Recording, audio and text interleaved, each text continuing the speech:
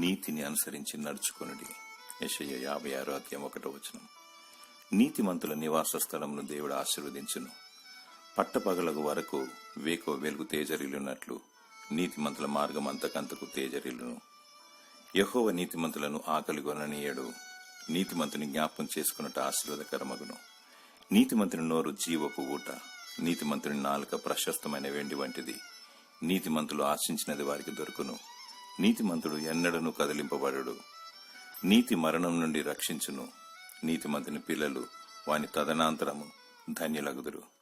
నీతిని అనుసరించి నడుచుకుని ఎడల నీతి నివసించు రాజ్యంలో చేరెదవు.